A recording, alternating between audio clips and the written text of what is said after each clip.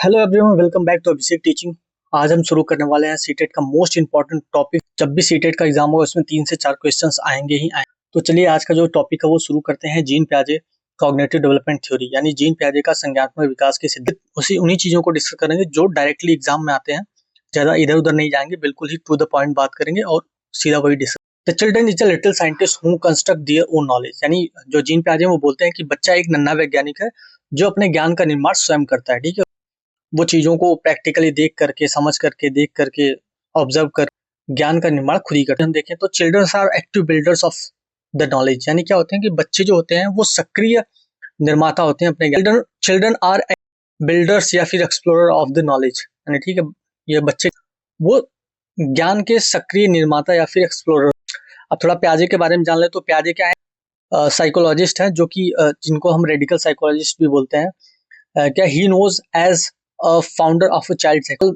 उन्हें बाल मनोविज्ञान के संस्थापक के रूप में जाना जाता है। यह एक कट्टर रचनावादी थे और he believe the children are active creator their own knowledge. यानी उसी चीज को बोल रहे हैं, चिल्ड्रन आर एक्टिव बिल्डर्स और explorer of the knowledge. Same चीज को यहाँ पे इन्होंने बोला है कि children he believe children actively create. उनका मानना था कि बच्चे सक्रिय अपनी समझ खुद बनाते हैं। जीन पियाजे फादर ऑफ जेनेटिक एपिस्टोमोलॉजी यानी ज्ञान मीमांसा के जनक इन्हें बोला जाता है।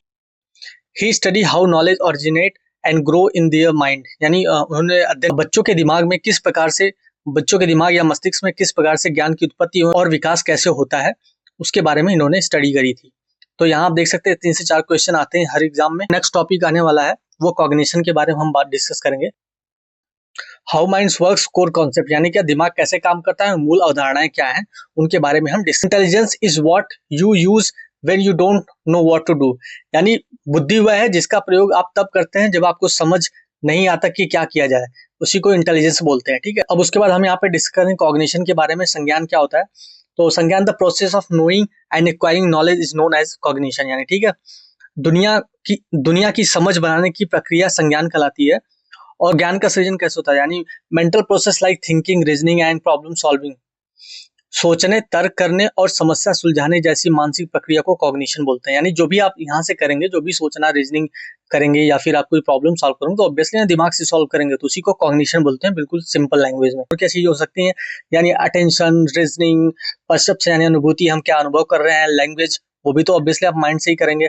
उसके बाद मेमोरी, कुछ भी अगर आप स्टोर करेंगे अपने माइंड में या फिर कुछ लर्न करेंगे तो वो भी माइंड के थ्रू ही होगा। और प्रॉब्लम सॉल्विंग वो भी माइंड के थ्रू करोगे। इमेजिनेशन या परसेप्शन एंड अटेंशन, ये सब जो होगा ये सारा संज्ञान के अंदर में आता है। इसे डायरेक्ट क्वेश्चन आता है। जीन पियाजे साहब को फादर ऑफ जेनेटिक एपिस्टेमोलॉजी बोला जाता है। जेनेटिक एपिस्टेमोलॉजी जो वो हेरिडिटी यानी आनुवंशिकता पर डिपेंड करती है और ओवरऑल यह बच्चे डेवलपमेंट को डिसाइड करती है। इसी को जेनेटिक एपिस्टेमोलॉजी बोलते हैं। यानी he study how knowledge originate and in the mind grow in the mind. यानी क्या होता है कि ओवरऑल जो जेनेटिक एपिस्टेमोलॉजी होती है यानी ये हेरिडिटी पे डिपेंड करती है, सबसे पहली बात। दूसरी बात ये है कि ये ओवरऑल यानी बच्चे का जो डेवलपमेंट होना है ये ओवरऑल उस पर डिसाइड होगा। ग्रोथ या फ्यूचर में वो बच्चा कैसा करेगा ये टोटली डिपेंड जेनेटिक एपिस्टेमोलॉजी यानी ज्ञान मीमांसा के बच्चे का जो टोटल डेवलपमेंट होगा ये इसी पे डिपेंडेंट होता है। यानी जो डीएनए का मेन फॉर्मेशन है कि बच्चा कितना दूर तक जा सकता है ये टोटली इसी पे डिपेंड। इनका मानना ये था कि child is a little scientist. यानी बच्चा जो बच्चा होता है वो एक छोटा वैज्ञानिक यानी नन्हा वैज्ञानिक होता है। वो सारी चीजें एक्सपेरिमेंट करके, जैसे देखें आप यहाँ पे देख पा रहे हैं कि बच्चा कैसे एक लेंस लगा के किसी चीज को देख रहा है, उसको टच करेगा, उसको छुएगा, किसी गेम को देखेगा, कोई खिलौना देखेगा तो उसको टच करके, उसको बाइट करके, हर तरीके से वो उसको जांचता है। तो इसलिए उन्होंने बोला था कि children is a little scientist. यानी बच्चे होते हैं वैज्ञानिक होते हैं, प्यारे साहब ने ऐसा बोला था। और क्या होता है? एक्टिव एक्सप्लोरर होते हैं। बच्चों क्या होते हैं? वो एक्टिव एक्सप्लोरर, जैसे आप इस फिगर में आप देख पा रहे हो कि बच्चा किस प्रकार से एक्सप्लोर होते हैं, यानी लिटिल साइंटिस्ट भी होते हैं। ठीक है, दे कैन कंस्ट्रक्ट नॉलेज, वो अपना ज्ञान का निर्माण खुद ही करते हैं। जो प्याजे वाज अ रेडिकल कंस्ट्रक्टिविस्ट और इन्हें फादर ऑफ डेवलपमेंट साइकोलॉजिस्ट भी बुलाया जाता है। यानी गर्भाधान से मृत्यु तक यानी डेवलपमेंट साइकोलॉजिस्ट यानी इन्हें बुलाया जाता है। तो development from conception to old age is studies. Developmental psychologist के अंदर में गर्भाधान यानी जब बच्चा पहली बार जब उसका भ्रूण बनता तब से लेकर के मृत्यु तक जो स्टडी करी जाती है उसको डेवलपमेंटल साइकोलॉजिस्ट के अंडर में करी जाती है। जीन पियाजे साहब बोलते हैं कि एक बच्चा और एक मेच्योर आदमी जितना सोचों का जो चिंतन होता है वयस्कों से गुणात्मकता में अलग जीन पियाजे साहब ने थिंकिंग के बारे में क्या बोला था, आप थिंकिंग डाल के एक हेडिंग लिख सकते हैं, child and a mature person, यानी जो एक एडल्ट पर्सन होता है, have a thinking amount same but the kinds of thinking are different. यानी क्या क्या होता है कि बच्चों मात्रा होती है सोचने की वो सेम होती है, बस क्या गुणवत्ता में डिफरेंस हो जाता है। यानी पटांग सोच लेंगे, लेकिन जो बड़े आदमी होते हैं यानी जो एडल्ट होते हैं वो जो सोचेंगे उसको बिल्कुल एक स्ट्रक्चर फॉर्मेट में किसी कोई डिसीजन की तरफ जाना हो तो बस वो उसी के बारे में सोचते हैं, इसी को थिंकिंग कहते हैं। यानी बच्चों का चिंतन वयस्कों से गुणात्मकता में अलग हो सकता है, लेकिन यानी क्या होगा, जो क्वांटिटी होगी, यानी बच्चे जो सोचते हैं उसमें क्वांटिटी ऑलमोस्ट क्वांटिटी और अमाउंट वो सेम होता है सोचने की, परंतु जो गुणवत्ता होती है वो बिल्कुल डिफर करती है। क्योंकि बड़े लोग, जैसे एक आप साइंटिस्ट ले लो और एक छोटा नन्हा बच्चा ले लो 2 साल का, दोनों के थिंकिंग में कितना डिफरेंस होगा इसी चीज को, कि सोचते तो वो बच्चा भी सोचता है लेकिन वो बस एक्सप्रेस नहीं कर पाता है, पर जो साइंटिस्ट होता है वो एक्सप्रेस करता है, कोई कंक्लूजन निकालता है,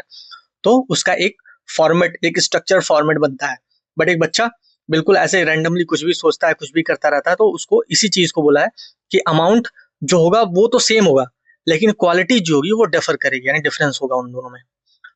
जीन प्यारे साहब बोलते हैं कि development is a discontinuous process. यानी क्या होता है कि डेवलपमेंट एक ऐसी चीज है, जीन प्यारे साहब बोलते हैं कि ये बिल्कुल इस टाइप से होता है, फॉर्मेट उसका अलग अलग होगा। Piaget theory tells us that children is born with a mental and cognitive structure which develop and attain maximum growth around the age of 14 to 15। यानी बच्चे जो होते हैं वो एक अपने मेंटल और कॉग्निटिव स्ट्रक्चर के साथ ही पैदा होते हैं जो कि डेवलप होता है, और मैक्सिमम जो उसकी जो ग्रोथ होती है वो अराउंड 14 से 15 ईयर के बीच में होती है। तो चलिए अब नेक्स्ट टॉपिक जो है कि वो स्कीमा के बारे में डिस्कस करते हैं। स्कीमा क्या होता है, ये एक मेंटल स्ट्रक्चर होता है, ठीक है। स्कीमा क्या होता है, एक मेंटल स्ट्रक्चर, जैसे हम फाइल में, कंप्यूटर फाइल में एक किसी भी फाइल को स्ट्रक्चर वे में रखते हैं इस प्रकार से, उसी प्रकार से जो स्कीमा होता है वो मेंटल स्ट्रक्चर होता है। पैकेट्स ऑफ इंफॉर्मेशन, यानी पैकेट्स ऑफ इंफॉर्मेशन होता है, और स्टोर्ड इंफॉर्मेशन या उसको बोल सकते हैं, ठीक है। ऑर्गेनाइज स्ट्रक्चर ऑफ नॉलेज, यानी एक अगर आप फाइल स्टोर कर रहे हैं तो उसी को स्कीमा बोलते हैं एक जनरल वे में अगर हम समझाएं तो। पर organized structure of a knowledge, schema क्या होता है, mental image and packets of information stored in the brain. यानी क्या था, मानसिक में संग्रहित जानकारी और मानसिक चित्र का एक पैकेट होता है जिसको स्कीमा बोलते हैं। It help us recognize things we have seen before, यानी हम उन चीजों को पहचान में मदद करता है जिन्हें हम पहले देख चुके होते हैं, इसी को स्कीमा बोलते हैं, ठीक है। यानी आपने कोई फाइल स्टोर करी, जो आप उसको अचानक से देखेंगे तो आप समझ जाएंगे कि हाँ ये फाइल मैंने स्टोर करी थी, इसी को स्कीमा बोलते हैं। यानी मेंटल स्ट्रक्चर हो गया, पैकेट्स ऑफ इंफॉर्मेशन हो गया, ऑर्गेनाइजेशन स्ट्रक्चर ऑफ नॉलेज हो गया।